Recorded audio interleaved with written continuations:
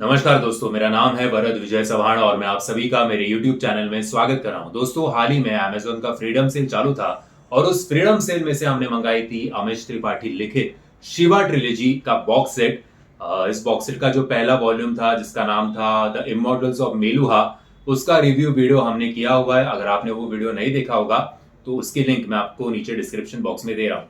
वैसे आपको इस कवर में भी दिखाई देगा और हर एक वॉल्यूम्स के कवर में भी आपको दिखाई देता है कि 6 मिलियन कॉपीज इन प्रिंट। सो जो 6 मिलियन कॉपीज प्रिंट में है उसका हम सॉरी बार बार धक्का लग रहा है। सो जो 6 मिलियन कॉपीज प्रिंट में है उसका हम रिव्यू क्या ही करेंगे, लेकिन फिर भी हम ये वीडियो बना रहे हैं। क्यों? खुजली और क्या। आते हैं पॉइंट पे। ये आई थिंक मेरे लाइफ की छठी या सातवीं किताब है।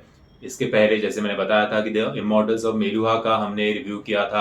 और सबसे पहले जब मैंने सोचा कि नहीं यार किताबें पढ़नी चाहिए, तो सबसे पहले हमारे महाराष्ट्र के दैव यानी कि छत्रपति शिवाजी महाराज पे आधारित श्रीमान योगी ये किताब मैंने पढ़ी थी। रणजीत देसाई साहब ने वो लिखी थी। वो किताब मैंने पढ़ी थी मराठी में, लेकिन वो हिंदी और इंग्लिश में भी अवेलेबल है।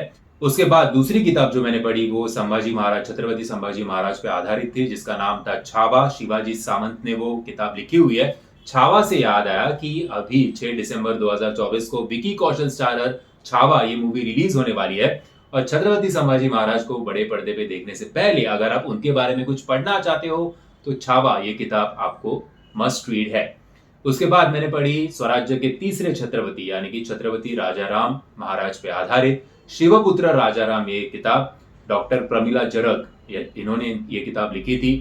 ये मेरे लाइफ की तीसरी किताब थी। और फिर मैं आया मेरे favourite one of the India के जो फेवरेट मेरे ऑथर्स है जिनका नाम है अक्षत गुप्ता। उन्होंने लिखी थी द नागा वॉरियर्स। उसका second part I think November में या दिसंबर में आएगा। नागा वॉरियर्स वॉल्यूम 1 का हमने रिव्यू किया हुआ है और द हिडन हिंदू का भी रिव्यू हमने किया हुआ है। ये सारी किताबों की जो प्लेलिस्ट है वही मैं आपको डिस्क्रिप्शन बॉक्स में दे रहा हूँ। आपको जो पसंद आएगा वो वीडियो याद से देखना। अब आते हैं द सीक्रेट ऑफ नागाज यानी कि शिवा ट्रिलॉजी के वॉल्यूम 2 की किताब के बारे में।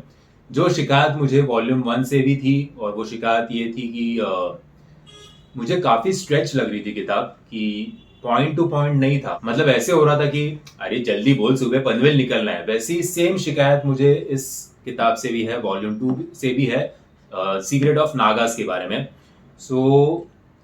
फर्स्ट हाफ जो है इस वॉल्यूम 2 का वो मुझे काफी हद तक मुझे थोड़ा थोड़ा बोर हो रहा था, टू बी फ्रैंक। और मैं कहाँ से ये मुझे किताब ज्यादा कनेक्ट हुई वो था आई थिंक चैप्टर 13 से। यानी कि चैप्टर 13 तक मैं अपने पेशेंस के साथ खेल रहा था। तो आप समझिए कि अभी पैसा भरा है तो पढ़ना तो पड़ेगा, ऐसे मेरी कुछ हालत थी। लेकिन चैप्टर 13 से लेके चैप्टर आई थिंक इसका लास्ट है 23rd। 23rd चैप्टर तक जो स्पीड पकड़ा है ना भाई इस किताब ने, वो काफी तारीफे काबिल है। जी हाँ, 23rd है the secret of the secrets, ये इसका फाइनल चैप्टर है इस किताब का। I think chapter 13 the war of इच्छाधारी ऐसे कुछ था वो चैप्टर का नाम। लेट मी करेक्ट, इच्छाधारी नागिन होती है, इच्छाधारी ये कैसे होगा चैप्टर। मेरे इस पुअर जोक्स के लिए मैं माफी मांगता हूं। मैन ईटर्स ऑफ इच्छावर, हाँ मैन ईटर्स ऑफ इच्छावर इसका चैप्टर 13 का नाम था। वहां से जो स्टोरी ने ग्रिप पकड़ा ना, पेस पकड़ा ना, काफी इंगेजिंग है। फिर वो ऐसे होता है कि कब मैं फिनिश करूं, कब अगला चैप्टर पढ़ूं।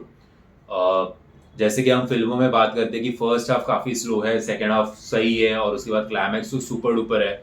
वैसे इस किताब के बारे में द सीक्रेट ऑफ नागास के बारे में होता है कि फर्स्ट हाफ ओके ओके है, बाद में सेकेंड हाफ सुपर थ्रिलिंग है।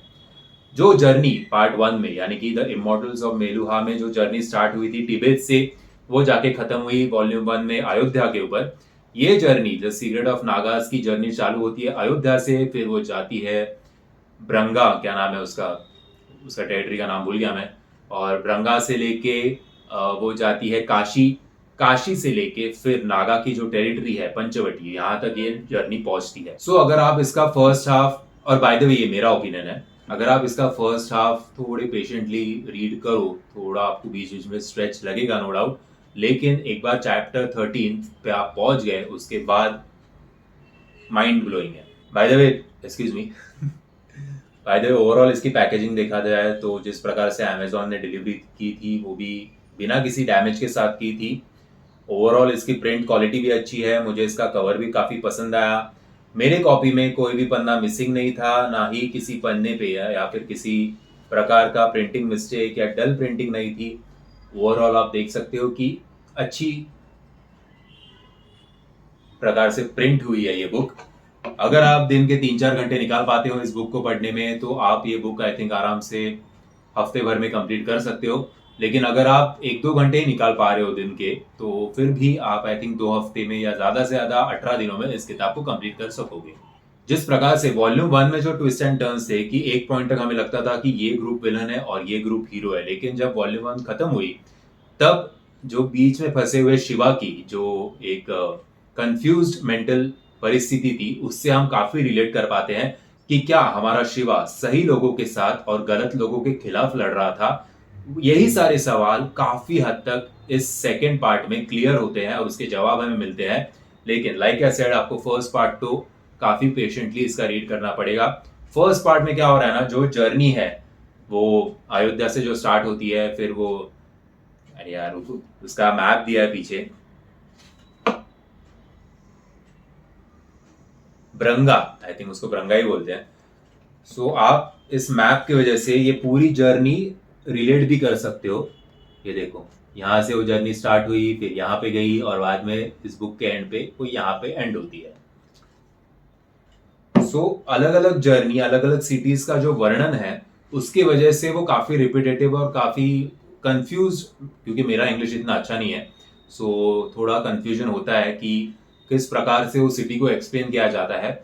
वो पार्ट 1 में मुझे थोड़ा समझ में नहीं आ रहा था, लेकिन पार्ट 2 में तो थोड़ा ज्यादा ही समझ में नहीं आया। सो लेट अस कंसिडर कि मेरे इंग्लिश का प्रॉब्लम था इसलिए मुझे थोड़ी बोरियत महसूस हो रही थी। लेकिन कंपेयर टू अक्षत गुप्ता की जो किताबें थी, फिर वो अपना नागा वॉरियर्स का हो या फिर हिडन हिंदू का हो, उसका इंग्लिश काफी इजी टू अंडरस्टैंड था। इसका थोड़ा बाउंसर जाता है तो थोड़ा प्रॉब्लम होता है। तो अगर आप कंफर्टेबल नहीं हो इंग्लिश पढ़ने में तो आप हिंदी एडिशन मंगा सकते हो, लेकिन चल जाता है। आप बीच बीच में गूगल कर सकते हो कि अगर आप कोई शब्द नहीं समझा तो। ओवरऑल आई थिंक एक अलग ही दुनिया है। जिस प्रकार से हमने हॉलीवुड में एवेटार ये मूवी देखी थी, ठीक उसी प्रकार से इसका भी एक अलग एक क्लासिक मूवी बन सकती है। हालांकि इसका बजट जो है, जो मैं सोच रहा था कि अगर इस पे मूवी बनी इस ट्रिलॉजी पे तो ये 6 या 7 पार्ट्स में बनेगी और इसका बजट आराम से 4,000 या 5,000 करोड़ तक जा सकता है। सो दोस्तों आशा तो यही कर रहा हूँ कि जिस प्रकार से ग्रिप इस बुक ने सेकेंड हाफ में पकड़ी है, थर्ड हाफ जो इसका फाइनल चैप्टर होगा वो चैप्टर स्टार्ट से लेके एंड तक काफी एंगेजिंग होगा, काफी ग्रिपिंग होगा